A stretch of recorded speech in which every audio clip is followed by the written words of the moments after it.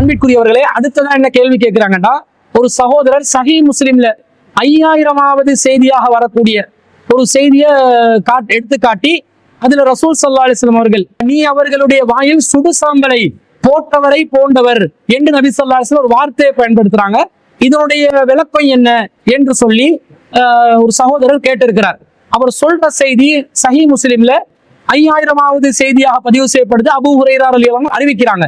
அதுல என்ன வருது என்று சொன்னா, ஒருவர் சொல்கிறார் அல்லாஹ்வின் தூதரிடம் வந்து, யா ரசூல் அல்லாஹ், அல்லாஹ்வின் தூதரே, இன்னலி கராபத்தன், எனக்கு உறவினர்கள் இருக்கிறார்கள், அஸ்லிஹும் வயக்தஊனி, நான் அவர்களை ஒட்டி நடக்கிறேன், அவர்களை என்னை வெட்டி நடக்கிறார்கள், வஉஹ்சினு இலைஹிம் வயுஸீஊன இலைய, நான் அவர்களுக்கு நல்லதை செய்கிறேன், அவர்கள் எனக்கு கெடுதிகளை செய்கிறார்கள், வஅஹ்லுமு அன்ஹும் வயஜ்ஹலூன அலைஹ, நான் அவர்களுடைய விஷயத்தில் சகிப்புத்தன்மையுடன் நடக்கிறேன், ஆனால் அவர்கள் என்னுடன் ஜாஹிலியத்தன்மையுடன் நடக்கிறார்கள், அறியாமை தன்மையில் நடக்கிறார்கள், கடுமையாக நடக்கிறார்கள் என்று சொல்கிறார்கள். ரசூல் ஸல்லல்லாஹு அலைஹி வஸல்லம் சொல்றாங்க, ஃபகால லஇன் குன்த கமா குல்த, நீங்க சொன்ன மாதிரி தான் நிலை இருக்கும் என்று சொன்னால், ஃபகஅன்னமா துஸிஃபுஹுமுல் மல்ல, நீ அவர்களுடைய வாயில் சுடுசாம்பலை போட்டவள் போன்றவராவார், வலா யஸாலு மஅக மினல்லாஹி லஹீருன் அலைஹிம் மாதும்து அலா தாலிக, நீ இந்த காரியத்தில் நீடிக்கும் காலம் வரைக்கும்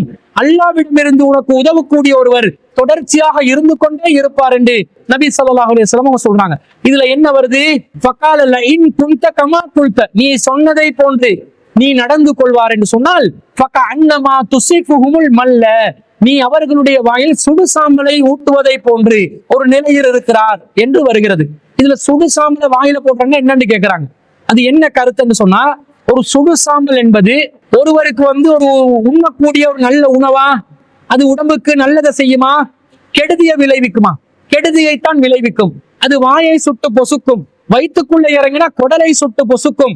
அது சூடுத்தன்மையாக இருக்கிறது, அதுல காபன் இருக்கிறது, அது உடம்புக்கு கேடு விளைவிக்க கூடியதாக இருக்கிறது. ஒரு உணவு அல்ல, ஒரு ஹலாலான ஒன்று அல்ல, அது உடம்புக்கு தீங்கிழைக்கக்கூடிய ஒரு காரியமாக இருக்கிறது.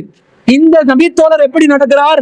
அந்த குடும்பத்தோட ரொம்ப நெருக்கமா நன்மை செய்து கொண்டே நடக்கிறார். ஆனா அவங்க எப்படி நடக்கிறாங்க? இவருக்கு தீமை செய்து கொண்டே இருக்கிறார். இந்த நபித்தோழர் அவருடைய கருணையான உள்ளத்தோடு குடும்பத்தார் என்னதான் வெட்டினாலும் ஒட்டி நடக்கணும் என்று நினைக்கிறார். குடும்பத்தார் என்னதான் எனக்கு அநீதி இழைத்தாலும் அவர்களுடைய விஷயத்துல நான் நன்மையை செய்யணும் என்று நினைக்க அவங்க என்ன செய்யறாங்க? வெட்டுறாங்க, அநியாயம் செய்யறாங்க. இவரை மடத்தனமாக இவருடைய விஷயத்தில் நடந்து கொள்கிறார்கள். அப்படி இருக்கும்போது ரசூலுல்லாஹ் சொல்றாங்க, நீ அவருடைய வாயில சுடு சாம்பலை போட்டு தீங்கிழைக்கக்கூடிய ஒரு காரியத்தை செய்யக்கூடிய நிலைக்கு நீ அவர்களை தள்ளுகிறாய். நீ நல்லதை செய்ய செய்ய அவங்க தீங்கு செய்ய செய்ய அவர்கள் என்ன நிலையில் இருக்கிறார்கள்? உனக்கு தீங்கு செஞ்சு பாவத்தை சம்பாதிக்கிறாங்க. அவர்களே தங்களுக்கு அநியாயத்தையும் சாம்பலையும் தங்களுக்கு அனுமதிக்கப்படாததையும் தங்களுக்கு தாங்க முடியாததையும் அவர்களுடைய வாயிலேயே அவங்க போட்டுக் கொள்றாங்க. நம்முடைய வழக்கத்துல சொல்றேன்னா, மண்ணள்ளி தலையில போட்டுக் கொள்ற மாதிரி ஒரு வேலையை அவங்க செஞ்சு கொள்றாங்க. அதுக்கு நீ என்ன செய்கிறாய்? நன்மையை செஞ்சு கடைசி வர காட்டுல இரு, நீ நல்லதையே செய்து கொண்டு இரு.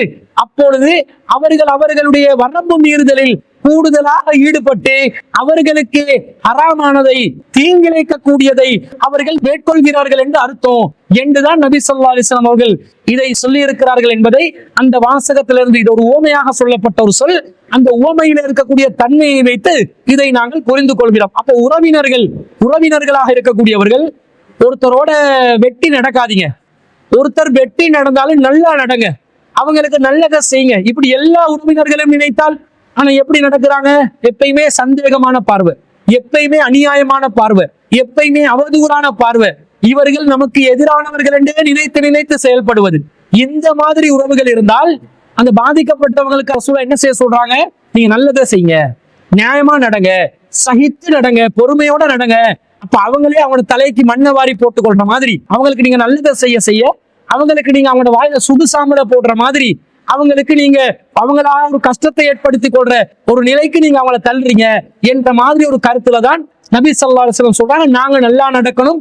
அவங்க இவங்களுக்கு என்னதான் அநியாயம் செய்தாலும் அந்த அவங்க செய்கின்ற அநியாயம் தான் அவர்களுக்கு ஒரு வரம்பு மீறுகின்ற ஒரு பாவமான தீங்கிழைக்கக்கூடிய காரியமாக அமையும் என்பதை தான் நபி ஸல்லல்லாஹு அலைஹி வஸல்லம் அவர்கள் உவமையாக சொல்லி இருக்கிறாங்கன்றதை வச்சு நாங்க நல்லதையே தொடர்ச்சியாக உறவுகளுக்கு செய்ய வேண்டும், நல்ல எண்ணத்தையே கொள்ள வேண்டும், தப்பாக நடந்தாலும் தவறுகளை சுட்டிக்காட்டி சீர்திருத்து அரவணைக்க வேண்டும் என்பதுதான் இதிலிருந்து நாங்கள் ஒரு பாடமாக பெற்றுக் கொள்கிறோம் என்பதை நாங்கள் புரிந்து கொள்ள வேண்டும்.